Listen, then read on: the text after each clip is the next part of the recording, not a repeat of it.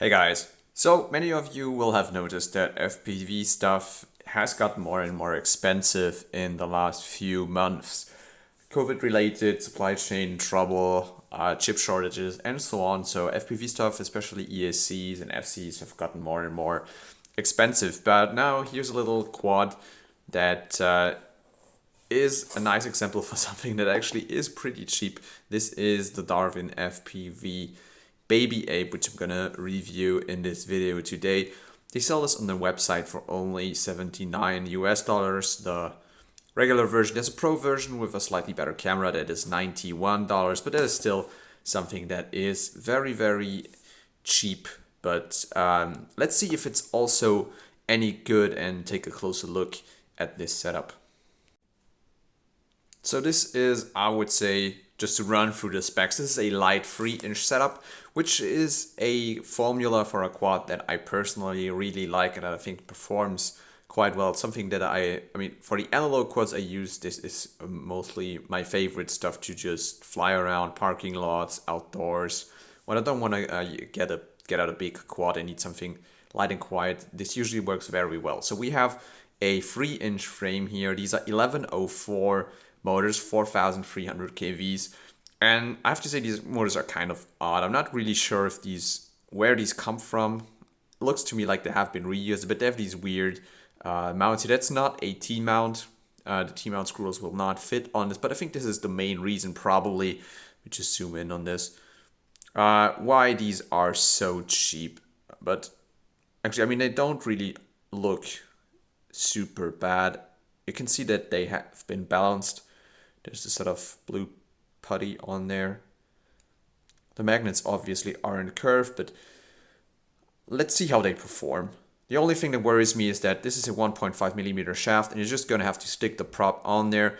There's no extra screws transferring any hit the props take onto the motor bell, so I would just be a little bit afraid that, come on, let's get this in focus. I would just be a little bit afraid that this prop shaft here does get damaged because it takes all the load. If I get a prop just to show this to you, so you're just going to pop the prop on there, and as you can see, the holes here in the prop don't align, so you're not going to be able to use screws, and basically this small metal shaft is going to take all the forces applied to the props in a crash. So that's the only thing that would worry me here. But apart from that, this actually looks pretty solid. So we have a 15 amp ESC with an F4 flight controller. This is a all-in-one board.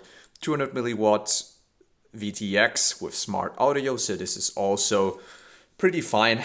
I mean, 200 milliwatt isn't great. Would be better to have 400 or 600, but it's gonna do in close range. And also we have these nice LEDs here, which is a nice touch that they added those. So you're gonna have some cool LEDs on there for that low of a price. That's pretty nice. I guess that they did this because these motors will come with pretty bad motor wires. So I think that's kind of forced them to add those LEDs here. The camera is a Caddx and I have the Pro version. Pro version, which is these $10 or $12 more expensive, comes with a Caddx and, which is, I mean, it's not a great camera, but it's a decent for a nano size camera. The other version, the only difference is that it comes with an even cheaper camera, which I wouldn't really recommend. So it doesn't come with a receiver. I added an Express LRS receiver in here, a small one, so you'll have to do that, but it's quite manageable. But you have to solder. The solder pads are okay. They aren't super small, but also not super big. Obviously on an all-in-one, but it's actually okay. Now the frame design overall is, I would say, pretty good. I mean, that's a decent frame design. Single arms. I don't know why they didn't use hex screws. That's not very common in FPV, but honestly, who really cares? These work just as well. So I would say this is a decent frame design. Also in terms of looks, I think it actually looks quite good. It's got a battery pad on top. Rubber band to strap the battery in there. Also comes with a battery strap in the box, by the way. Some spare rubber bands and so on. But I would just use these rubber bands here. These are absolutely fine for batteries. Maybe a bit tight for a bigger battery. But I would put a 3S 850 450 milliamp hour battery on there, and for this, these straps are going to be fine. The only thing that worries me a bit about the frame is that these are nylon standoffs. When I zoom in, these are not the usual aluminum standoffs. This is nylon linking the two frame plates, and there's only 4 of them. So this is a bit. You might want to swap this for aluminum. It's a bit questionable to have nylon on there, but it could also be fine. I'll just have to test this in a crash if it holds up. But to me, this is something you should think about replacing, and you probably will replace those standoffs sooner or later. And I think these motors, if you break one in a crash, you're just probably gonna upgrade to some more high quality motors. But apart from that, this thing does seem absolutely fine to me. XT30 connector, which is a good choice in that case. Now, let's just see what it weighs.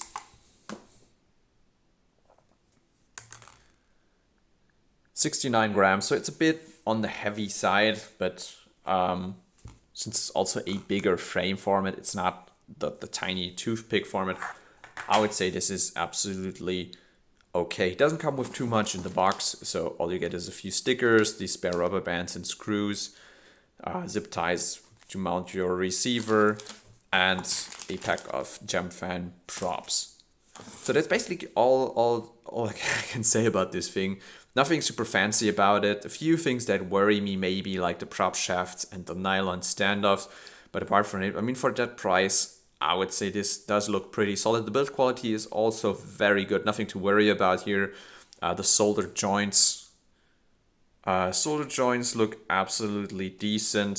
If I zoom in on that stuff, as you can see, this is a clean build. Everything is nicely stacked. The solder joints look solid. The carbon fiber cut quality is okay, I would say. It looks like regular carbon fiber, no weird or cheap stuff. So pretty nice for what it costs. I would say the only open question is how does it perform? So let's take this thing outside and see how it handles.